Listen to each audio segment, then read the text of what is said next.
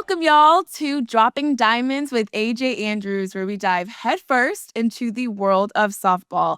And on today's episode, we are joined by the amazing Amanda Lorenz, professional softball player currently competing for USA and the Volts in the new formatted Athletes Unlimited Softball League, debuting this June. As she is known for her impressive skill sets and leadership on the field, Amanda has earned numerous accolades, including a World Cup silver medal, World Cup Games gold medal, solidifying her place among the best in the sport. With relentless drive, dedication, Amanda continues to inspire fans, inspiring softball players on a global and national stage. And in the softball world, she is known as Mandy Softball. Hey, girl. Hi, AJ. Thanks for having me on. Who gave you that nickname, Mandy Softball? I feel like we all just ran with it, but I never knew where it originated from. My college teammate, Sophia Reynoso, we were watching like postseason softball one of the years, like on our, apartment couch. And Michelle Smith referred to somebody like playing in regionals as like, they call her name's Nicole something. They call her Nikki Softball because she loves softball. And Sophia was like, that's you're Mandy Softball. And she basically like told ESPN that that's my favorite nickname and everybody calls me that. And no one called me it. And then it just like stuck. So she loves it because she knows like no one calls me Mandy really, but it's stuck. I love how like that's how nicknames happen. The ones where it's like if no one calls me that, that's the one now everybody's going to call you. Yes. Gosh. Well, I mean, does she she feels happy that every time she hears your name, someone call you Mandy Softball? I'm sure it makes her laugh a good amount. She's definitely the originator. Well, Amanda, thank you so much for coming on the show. Before we really dive into everything and we drop all the diamonds on and off the diamond, I like to start off by giving kind of an affirmation and what we're going to kind of set the tone for the day. You know how we do in softball. Love it. We got to set the tone, lead it off. And so for this one, affirmations, one of my favorite quotes that I really feel like I've lived and died by is whether you believe you can or you believe you cannot, either way you are right. And so an affirmation we're going to spur from that is I'm a queen. I'm a dream. I do what I want to do. I am who I want to be. Love it. That is our affirmation leading into this one. Dropping diamonds, starting off strong. And then as we continue to talk, we're going to find so many different diamonds from our conversation. And I know that you have so much to give to this game, not just on the field, but also off. So super excited to dive in deeper.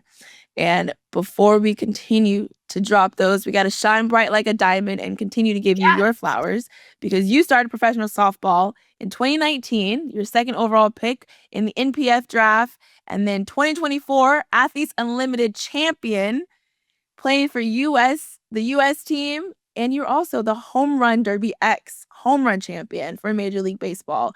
So you got a lot. I don't know how big your trophy cabinet is, but I imagine that you have to continue to make it bigger every year.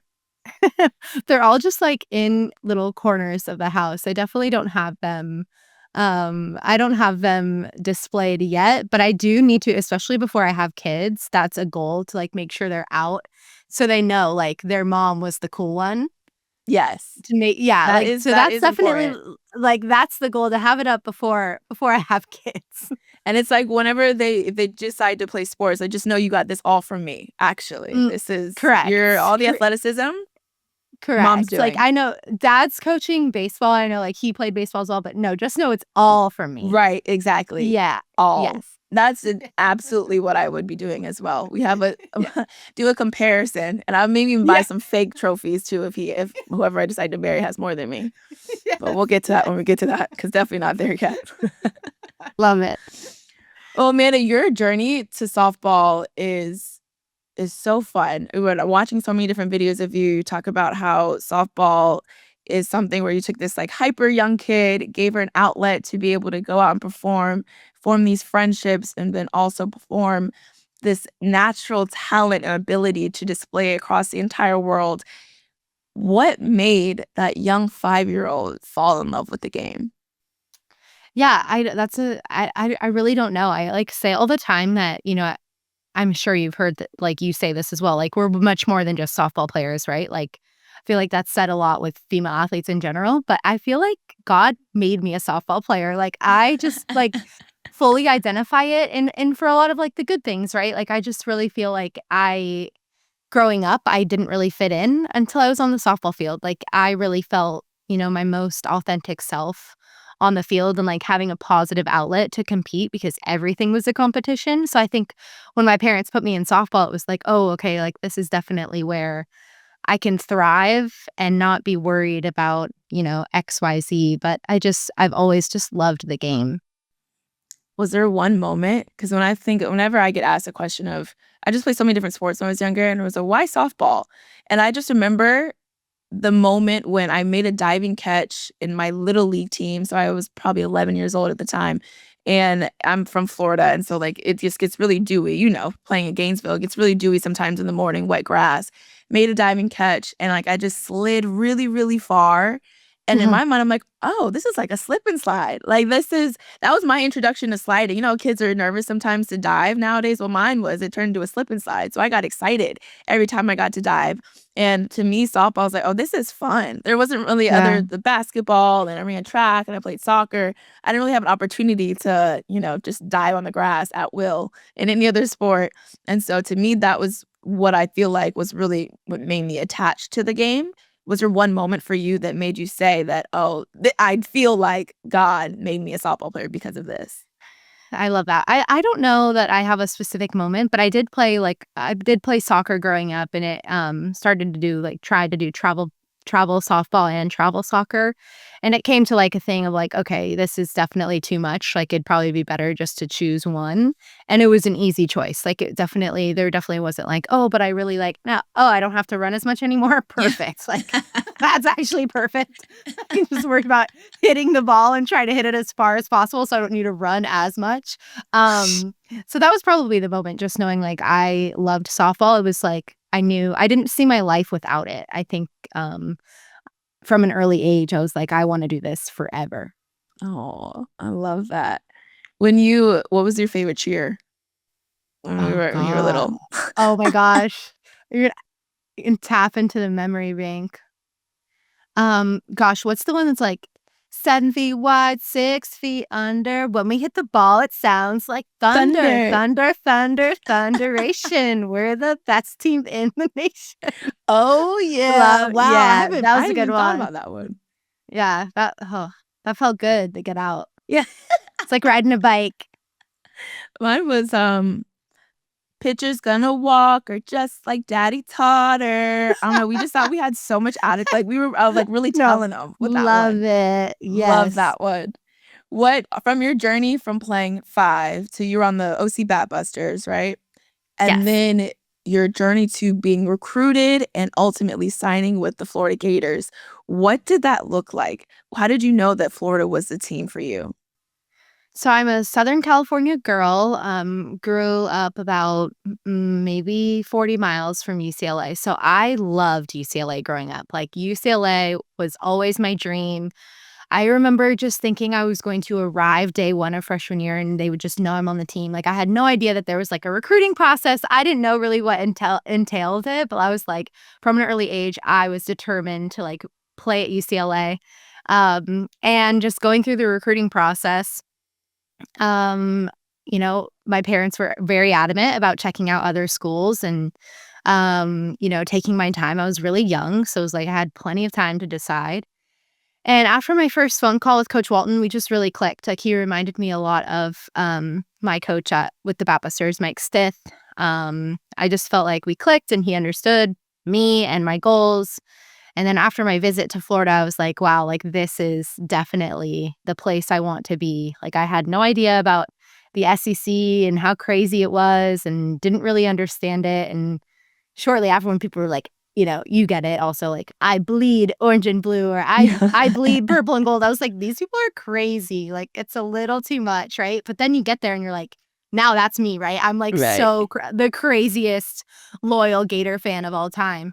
So yes, I think it was just I loved the campus and really thought that Coach Walton was going to be the coach that was going to not only like make me a really good softball player and help me with any goals that I had, but I knew that I was going to leave as a better human and prepared for real life.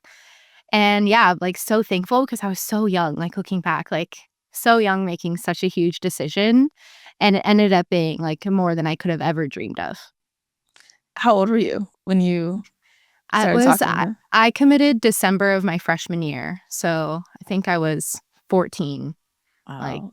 yeah, I was really young and like Make to a the decision fact. for the rest of your life. Go. Yeah, yeah. And like in the moment, I was like, yeah, I got this. Like easy. I know what I'm doing. And looking back, I'm like, I don't even know who that little girl is. Like we're obviously so different. So it's just crazy that that young girl made a decision that changed the trajectory of my whole life. Do you remember the moment that Tim Walton began recruiting you? Was there something that really sparked his Yeah. interest? Well, good question. I would love to know his answer because I remember we got rained out that weekend and we did like a little like workout in our indoor facility that Mike Stith owns.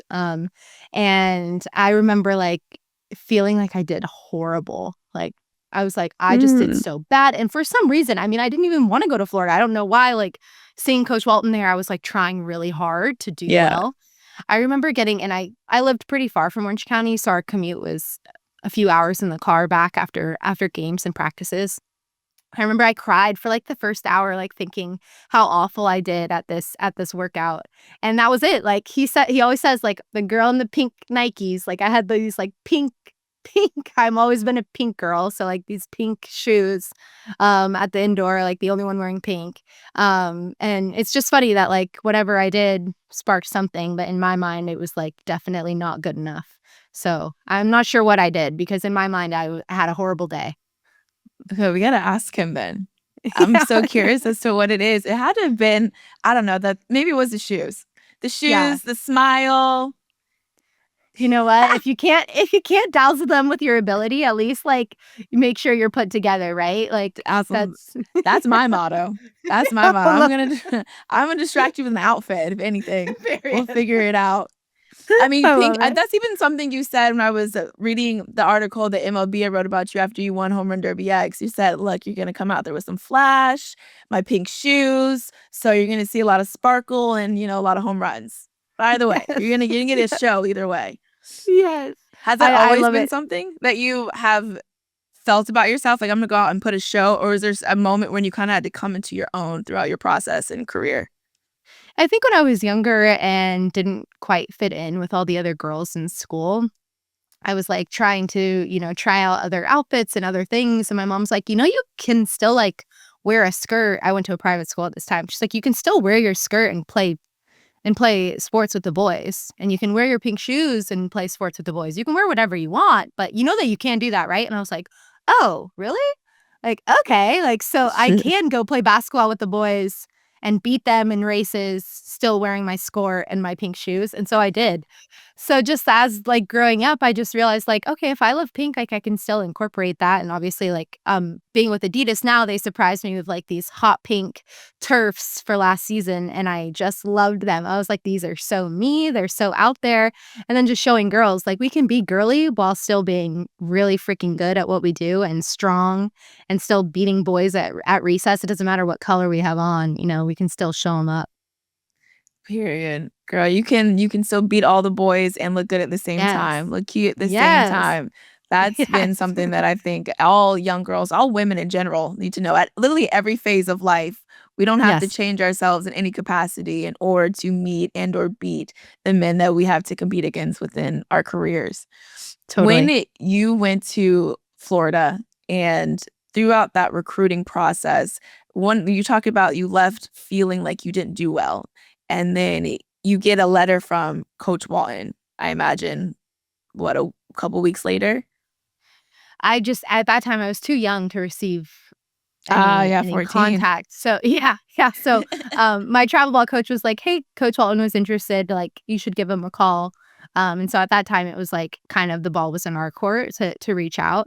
And so, yeah, so I had a phone call conversation with him and it went well. I really liked him and decided to plan a visit out there and see what Gainesville was all about, and it was really awesome to see a different side of the country. I had been so used to, our little bubble in Southern California and what sports looks like there. It was really cool to go somewhere where, walking around as a softball recruit, I felt like I was getting the same amount of attention that a top football recruit would get, and, like, that was really cool to see, like, how much not only, like, Gainesville as a whole, but, like, the university really valued their female athletes and saw so much value in us as softball players and the program and just, like, where they wanted to take it. That was really exciting for me because I had committed before they had won their first national championship, so it was like they definitely, were so competitive, but they were right there, right? So, and the administration believed in the program and, like, put a high value on it, and I thought that was so cool. I love that taking away, because oftentimes we feel like we have to hit, I don't know, go 3 for 3, 4 for 4 when you're getting recruited in order for a coach to pay attention or want you to come to the school. And to me, it just sounds like I had a conversation with Rose Lavelle the other day, and one of the things I really took away from her, Olympic soccer player, and she said that the good is never as good as you think, and the bad is never as bad as you think. And so just keep the main thing the main thing. And I would say probably from just what you're talking about, just go out with the pink shoes, the flair that you have, and be yourself, and just know that the good it's never as good as you think. You can always be better, but the bad is never as bad as you think. And just to keep moving forward. I love that. And especially through the recruiting process, right? It's a lot like how we respond to it. Like responding to the bad and responding to the good, right? Like the coaches are really looking at everything. So a lot of the times they're showing up because they know you're really good. They've already heard it. It's about like how it's more than just having you as a softball player, as you know, like you're essentially become their family for that 4 years. So seeing them so often, like you want to like the human too and like the way that they act. So handling failure with class and winning with class as well is, I think, really important. Handling with class, winning with class, and going out, but also being badass, because that's the only way you can go out and be a 4-time All-American as a Florida Gator. And then you recently posted your first home run from 9 years ago. When you saw that video and you think about just how much time has truly flown by in your career, from starting at Florida to where you are today, how do you feel like you have evolved as a player? The Amanda then and who is the Amanda now? I think like she's really similar, but I think I'm more confident now in who I am and my whole life. I love my life. Like there's so much less uncertainty now than there was, freshman year Amanda. I feel like I compared myself to a lot of others like when I was that young and just it's crazy to think like I'm still playing the game. I think my younger self would be so excited to know that my full-time job is being a professional softball player, period. Like I do not have another job. And I think that's pretty freaking cool. Well, especially as a woman in sports, so oftentimes where we have to have multiple incomes in order to maintain being able to be a professional softball player. And you could just say, in a 2-point period, I'm out here playing pro softball and dominating the game literally everything, any field that I step onto, whether it's softball, baseball, hitting home runs at every stage. For you, when you talk about the impact and the involvement and you being more confident, because I feel like confidence is a muscle you have to like work out, right? And if you don't utilize it, you lose it, and it can come back and it can go as it comes or go as it comes. For you, maintaining that level of confidence, is there anything that you implement to make sure that you can continue to ride that wave? Yeah, I think hard work. I think that there's so many times like we can fake it till we make it, but really like looking yourself in the mirror and knowing like I'm eating well, I'm working out, I'm doing things correct, and dang, it feels good. Like, it feels good to do things the right way and, like, see results, but also just know, like, you're putting in the work. I think that that's helped me a ton, like, especially, now not being in college and, like, being a pro full time and knowing what works well for my body.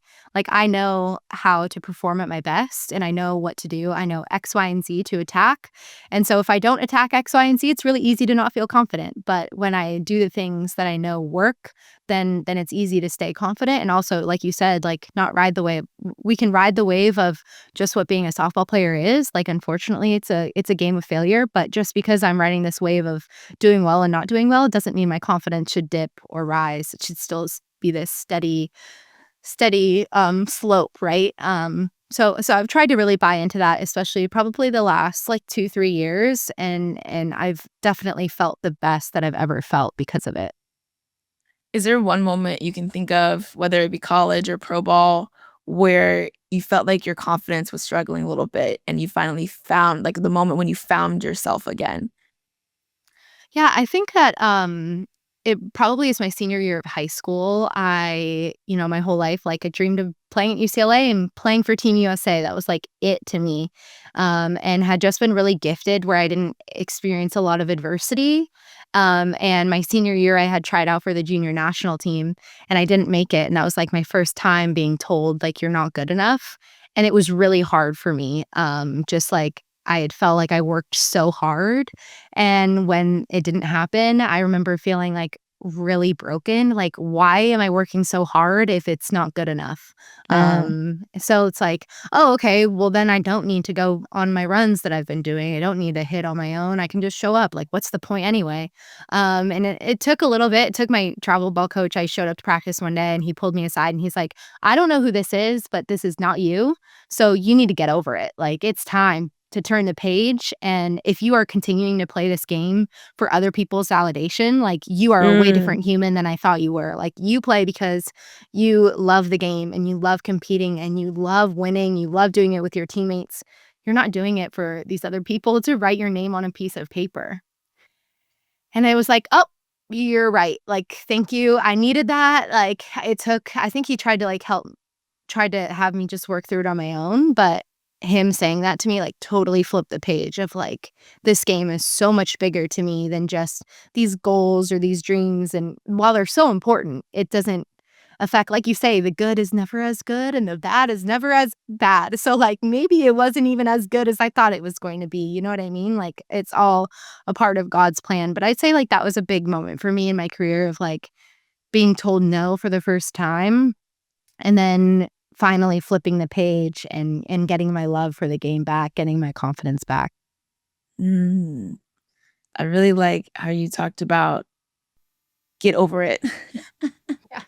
Yeah. You just gotta go and get over it, but also, if you're playing for others' validation, are you really playing the game because you love the game, or are you playing it Yeah, because you're wanting someone else to tell you that how good you are?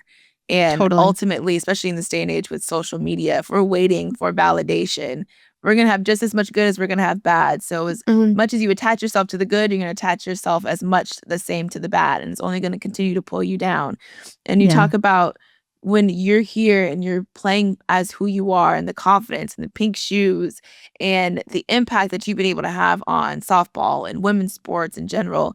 And then you look back at your niece and who has also Mm. got to watch you talk about playing with the Volts on TV and how you're really able to impact her and change her life and change her perspective and her vision on being a woman in sport. When you think about the impact that you're able to have on your niece and on so many other young girls that are hooked onto the TV watching Amanda Lorenz play, what is the initial emotion that kind of runs through you? Yeah, I think just I was them, so I think of, like, the fact that I had, especially the 2008 Olympic team to look up to, like, they made me believe as an 11-year-old that I was going to be in their shoes one day. Like, no matter what, I was gonna wear that jersey. And without them, like, that dream wouldn't have been there. Like, I probably still wouldn't be playing. So, just to be some sort of, like, dream for them to show, like, what sports can do in your life, like, means absolutely, like, everything to me. My cousin's daughter, Blake, she just started softball and, has her second weekend this week, and I'm just, like, totally obsessed with asking about how much fun she had, like, just to see her have this big smile on her face and her, like, her friends that are all on her team, like, just to see them having fun in sport, like, just makes me so happy because I just even, from that age, just the love was there and never stopped. So I just, like, am hoping and praying they just fall in love with sport, whatever sport that might be, but just to know how amazing it is and to keep going. Mm. know how amazing it is and keep going. What was probably the best advice or your favorite Tim Walton moment where he was helping you and making sure that you kept going? Because once you get to college ball, it can get hard. Yeah. Yeah, I think, my freshman year, he had called me in for a meeting, and he was like, "Hey, like, I understand, like, you have all of these goals, right? Like, you wanna be an All-American, you want to, win the SEC, you want to win a national championship, and I love that. You can do it, you can do all these things, you wanna hit 400, you can do that. But just so you know, your work ethic is here, and in order to achieve all of those things, it needs to be here. So, Period. just so you know, like, it's not gonna match up if you continue to work at this level. Like, you need to be doing more. You're doing just what everyone else is doing, you're not doing more." And he's like, "I'm gonna match it." He's like, "Whatever you wanna do, like, I'm in. Like, trust me, like, we'll do it together, but you need to increase." And I was like, "Oh, I'm in. Like, whatever you say." You know, as a freshman, you don't really know, right? You're just, like, doggy paddling to stay afloat. So the thought of, like, going in extra for more cardio in the weight room, like, yeah, definitely wasn't thinking about that, definitely wasn't thinking about showing up to hit more, but it just took someone, like, saying, like, "Hey, you need to elevate yourself if you really want all of these crazy things." And so I did, and he matched that, but it just takes, those honest conversations. I'm so fortunate that I've had some really honest coaches in my life to hold me accountable and not only just like, "Hey, this is what you need to do," but like be willing to do the work with me. So it's not like I feel like I'm alone, but him sharing the goals with me where it's not just me on an island, like it's us doing it together. Would you say that's the best advice you ever received playing, or is there something else you really feel like has really stuck with you? Hey, yeah, I really don't know the best advice. I feel like I've gotten so many good nuggets throughout the years, but I feel like the best, like, professional advice, I feel like I've gotten a lot of money advice from other pros, like, that has really helped me, but, like, softball has always been, like, I've always loved it and haven't needed, like, a little, like, spark plug other than my senior year there. I don't know that I've had any, like, specific advice that sticks with me. Mm. No change of perspective? That definitely changes perspective. So, as you know, at Florida, on Saturdays and every game throughout postseason, we wear the sunflowers in our hair, Mm. and so that is in honor of and raising awareness for pediatric cancer, and so that was a huge perspective shift for me my freshman year when Aubrey Monroe kind of talked to the freshmen and just like say, "Hey, like." Why we wear the sunflower and who we do it for, and giving us the history of Heather Braswell, who they had lost, right before the 2014 national championship, who, was a young girl who battled brain cancer and was able to be part of the team through Friends of Jacqueline.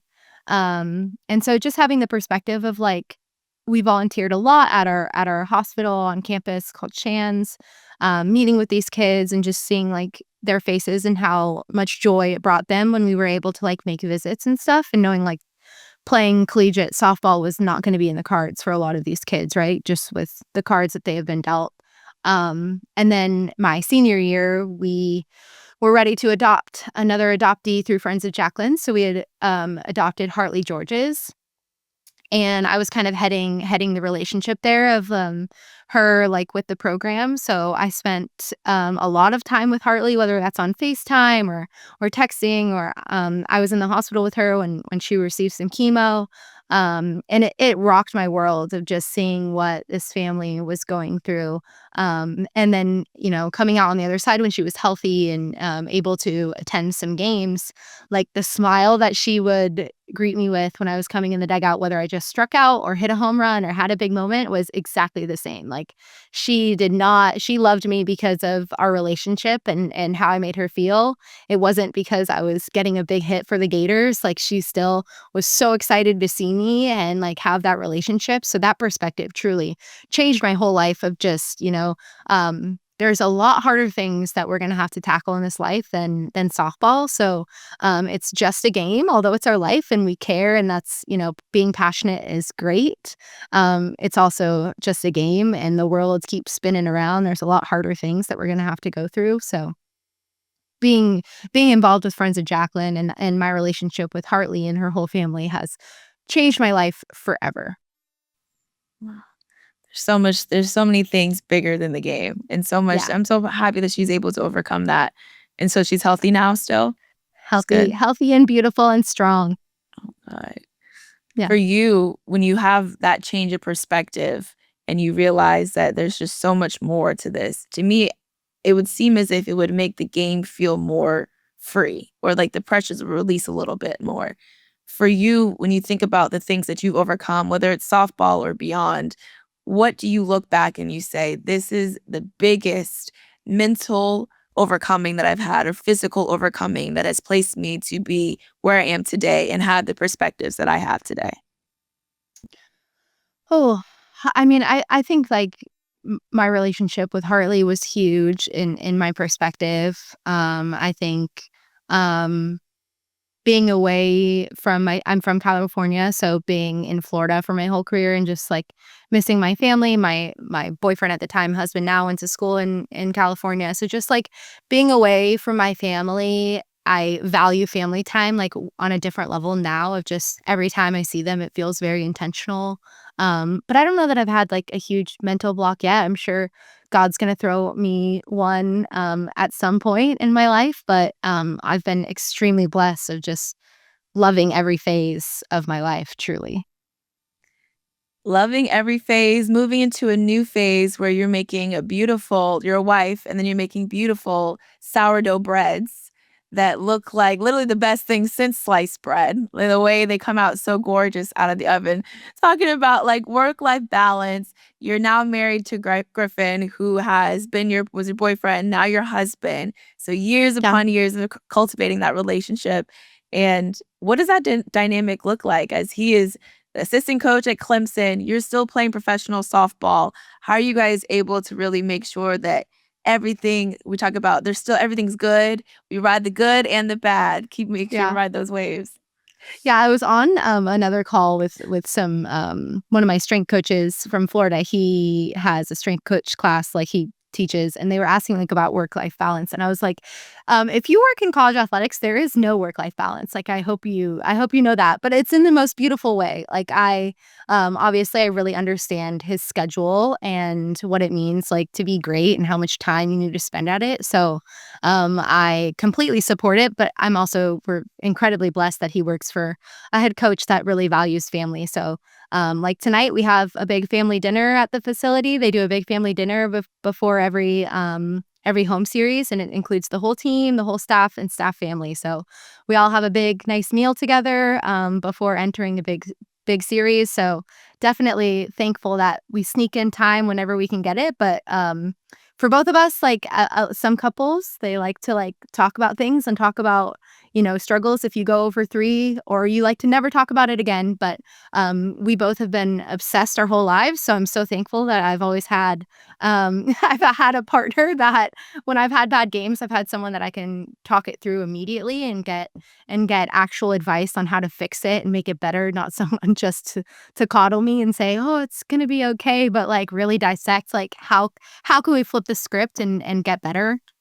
So we're very fortunate we get each other and it just works. But yeah, like you said, I'm tackling sourdough, I'm got a lot more time on my hands. So I really just like I work out, and then it's like, what else? Like we have a dog, so obsessed with our dog Blue and making sourdough. I'm like really a perfectionist in softball, and I can see that carrying into my sourdough loaves. I'm like always like looking for new tricks and tips on TikTok to like make my loaves even better. How can I make them more beautiful? But I love it. You guys start adding like little like pink sparkles to them. Really like I know. elevate it.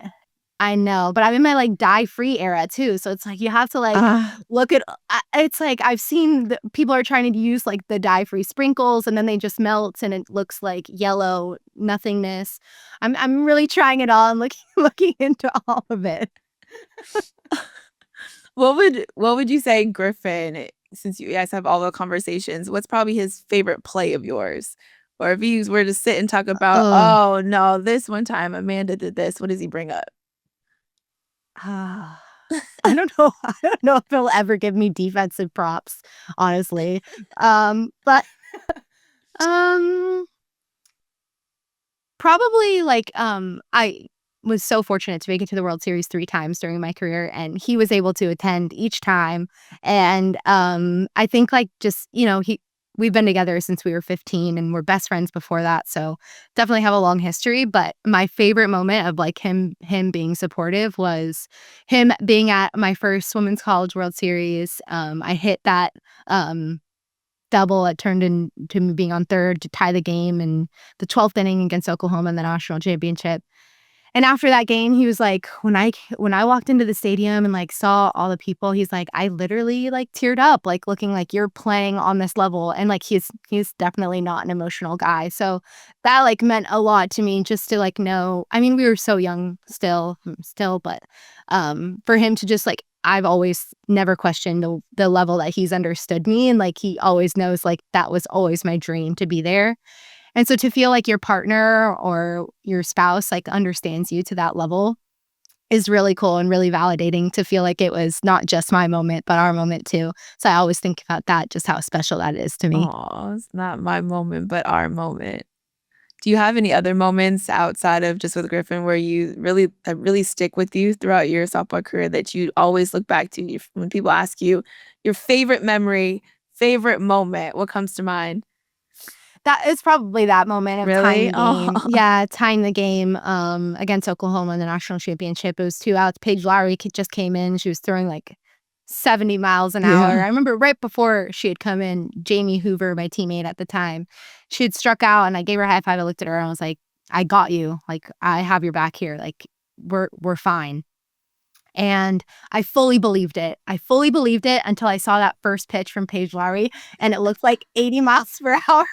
And I was like, okay, how am I going to make this happen? And ended up like having a long at bat and lacing a ball in the gap and tying the game. And that was my sophomore year. And that was just like such a huge moment on the biggest stage of like showing up and seeing my hard work like come to fruition of like, in the biggest moment of my career, my brain wasn't going a million miles an hour. Like it was quiet. And the stadium full of Sooner fans, I couldn't hear a thing. Like all I knew was like I'm gonna hit this ball as hard as I can. So that's probably like one of my favorite moments, especially like for my personal something I did personally in that Gator uniform. As if I remember playing against Paige. At that time, she was still at Missouri. And so when I first walked up my first AB against her, I literally just it just feels like I don't know. It's almost like when hitting against Kalani Ricketts, where you don't really see the ball. It's like, all right, I'm gonna go now. Yes. It's like swing boom. and pray. Yes. And every time it happened, like I got a few hits off the Paige. I was like, all right, I've gotten my now down. It's not that I'm seeing the ball. I've just matched up my now perfectly to when I need to hit her. I love that. Well, throughout softball, from 5 years old to Bat Busters to college to playing professionally, Athletes Unlimited Softball League, and you talk about softball being your only job, which is absolutely amazing and something that we're striving for in the softball world and softball community as a whole. When you talk about livable wages, when you think about the future of softball, what do you hope? What is your goals for this game as it continues to grow? Yeah, my hope is that there can be more athletes like me that softball is their only job, like that they aren't having to get off-season jobs or do a bunch of lessons and camps to make ends meet. Like they can just focus on being a true professional. And whether that's with supportive sponsors or just through our league and Athletes Unlimited, my hope is that we just continue to make a livable wage where that's all we have to worry about. Because I think that's the key difference right now of what's not taking our sport to the next level is like we're not able to put as much time in our craft that it deserves because we have so much other things going on. Like people have to go to work and make a job, like make a living and be able to make rent. So how are we supposed to do that and still practice for 3-4 hours a day? Like it's not ideal. So that's my hope, and I see us getting there, but I can't wait for it to happen and be a reality for everyone in our league. And I feel like softball only continues to get bigger and better. And when you see the growth that the WNBA has had and how it is just taking the world by storm over the last 2 years with the new formation of AUSL and how that's going to continue to grow and continue to get that exposure and be able to tell the stories like we're trying to do today and beyond with Dropping Diamonds. what do you anticipate? How do you feel like we're going to get over that hump with the softball community in order to be able to have that exponential growth and get to the place where we want to be? I think just like exposure, like more games on ESPN, like easily accessible for fans to know. Like there's still so many times when we've been talking to a regular softball fan that they have no idea that professional softball exists. So we need to make sure that every softball fan or every, sports fan in general knows that professional softball is here, it's alive, and it's thriving. So just the exposure of being able to watch on TV, and then also like I think the NBA support of the WNBA has been so huge and so cool to see, these men like really championing these women as they deserve. But just giving more of a platform, right, of just showing how amazing these athletes are. And I think that, I think MLB Home Run Derby X is doing that right now too with really valuing softball players and females in general, having them on these stops around the country of hitting in front of a bunch of fans and showing them like the girls can do it too and be more fun to watch because it's faster and it's just fun pace. So I think just that support is going to take us because we just still need to get our name out there, unfortunately, because there's just so many people that still don't know that professional softball exists.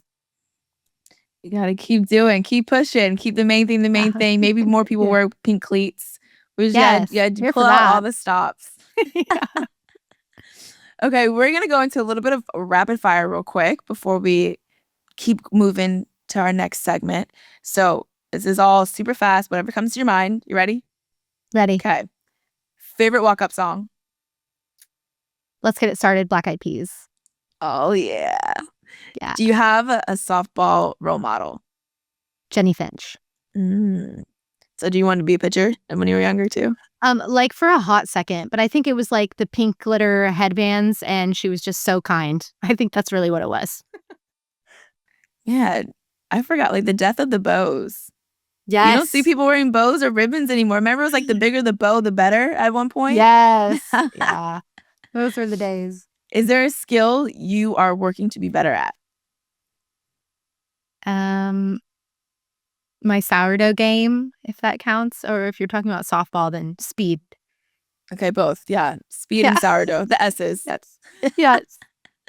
What is your favorite drill? I know that you talk about how drills aren't really something you focus on.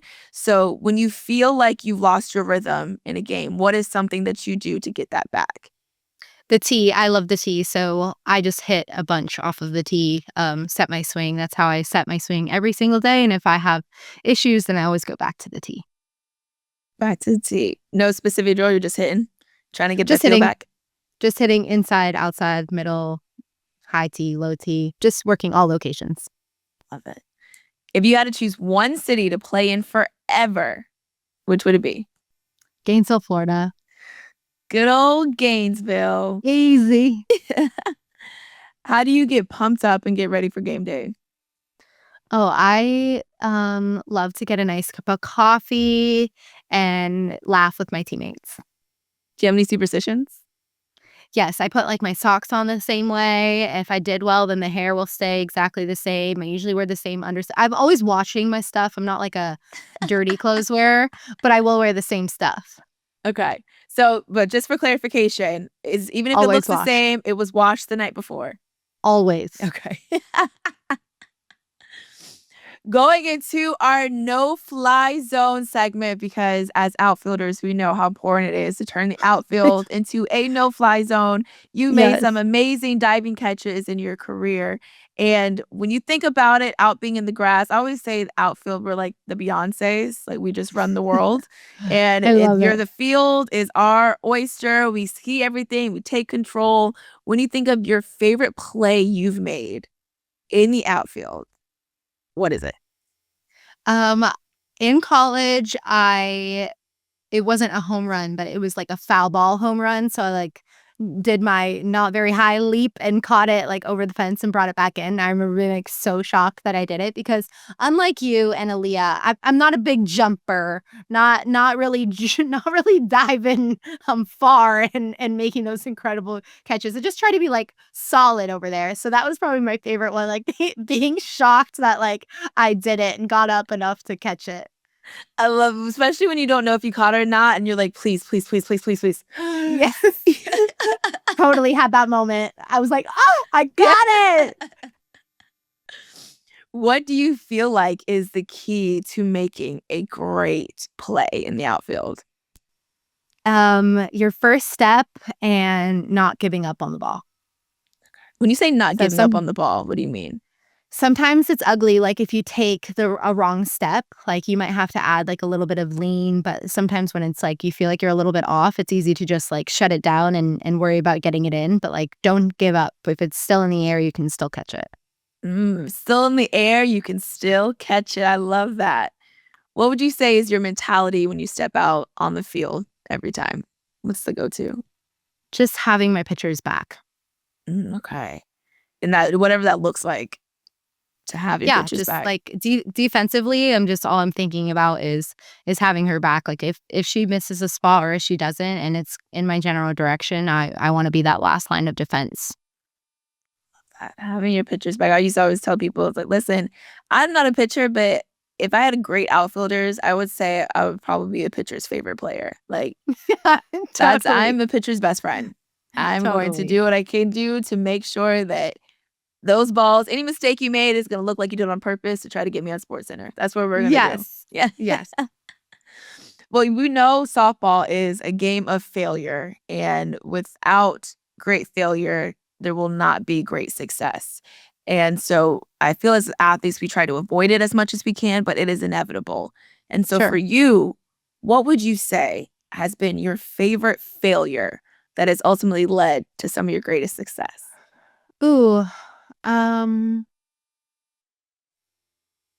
Probably not making the junior national team my senior year, but I know we spoke about that a lot. So more of a recent one is I had a really bad summer this summer with USA Softball. I had just an awful tournament in Italy. I got one hit, and that happened to be in the gold medal game. But other than that, I was not finding the grass. It was just hitting right at people, and I was just really, really frustrated. And then I go into Athletes Unlimited, and I ended up being, the champion. So it's crazy how quickly that changes. I went straight from Italy to AU, so it's not like I was doing a bunch of homework and changing a bunch of things, but it was really dark there for a second, and then getting to AU and having, just took a deep breath for a little bit and was able to get after it.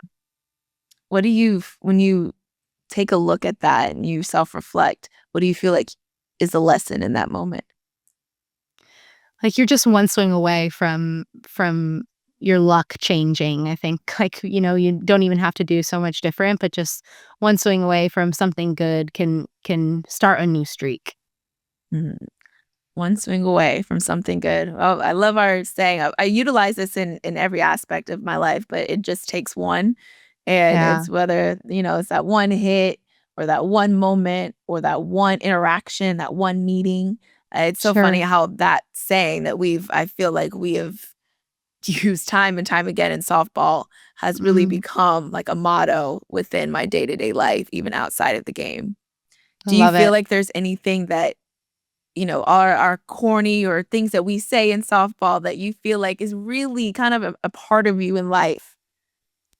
Coach Walton used to always say like go 1 for 1. So a lot of the times, like if I was 0 for 2, then I'd be like trying to go 3 for 3 in my next, which is impossible. Like you can now only go 1 for 3. So just going 1 for 1 and everything. So like, hey, if failure is gone, like I'm gonna attack the next one and I'm gonna get it right this time. So just going 1 for 1 and everything, which I try to do a lot. Oh, I love that. Just go 1 for 1. So it's always just that next one is what we're focusing on, that 1 for 1. I remember watching your Instagram and you posted that trend where it's like you meet your younger self.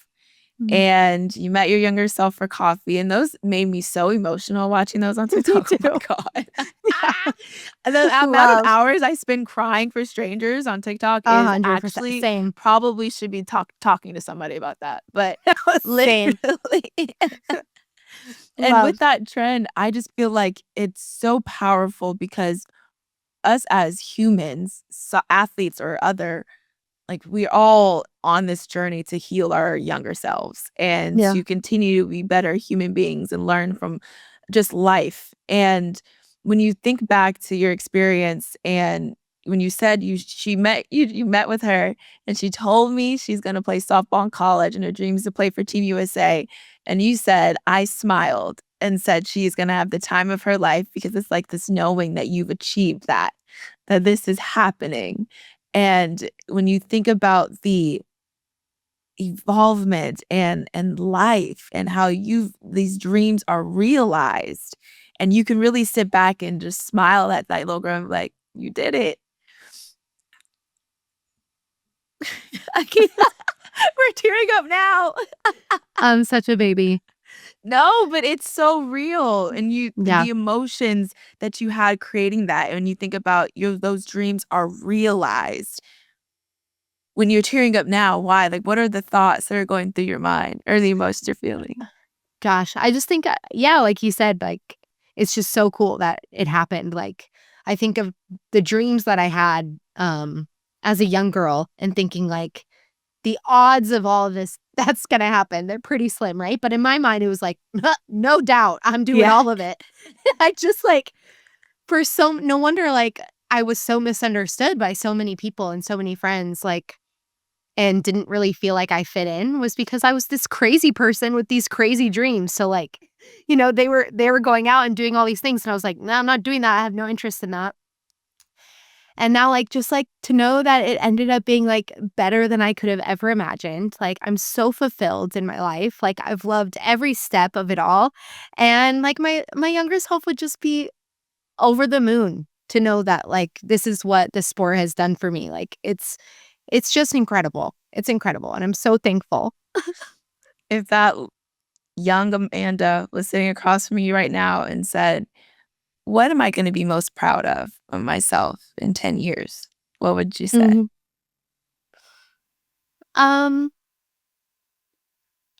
passion, probably, like, because at times, like, really misunderstood by others, and I felt like weird for having these certain interests, and like now it's like so cool to be passionate. Like, I have been that way my whole life, and I'm so thankful for it. Like, so I would just tell her, like, you are so cool the way you are. Like, so cool. I love that. You be proud of your passion, and to know that, I feel like if I think about the diamonds that were dropped today throughout this conversation, it really comes down to, if the ball is in the air, you still have time.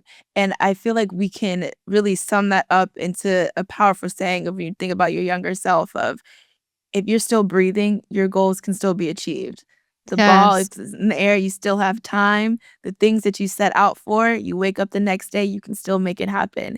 And then you can be Amanda in 2025, looking back and saying how proud you are that you maintain that passion, and that who you were at that young age is the reason why you've actually achieved all of these things today. Being misunderstood when you were younger has allowed you to now be understood at the highest level and with so many different people. And so, Amanda, I just want to say thank you so much for dropping your diamonds and coming on, dropping diamonds with me. Thanks for having me. You were seriously amazing. I didn't have it on my bingo card to get emotional, but but no, it was amazing. Thank you so much for having me. Thank you guys all for listening to today's episode. Remember to open your heart and allow wonderful things to happen, flow into your life. You are a queen, you are a dream, and all wonderful things are happening. The ball is still in the air. You still have time. Make your younger self proud today. I'll meet you here next time on Dropping Diamonds at the Diamond. Bye for now.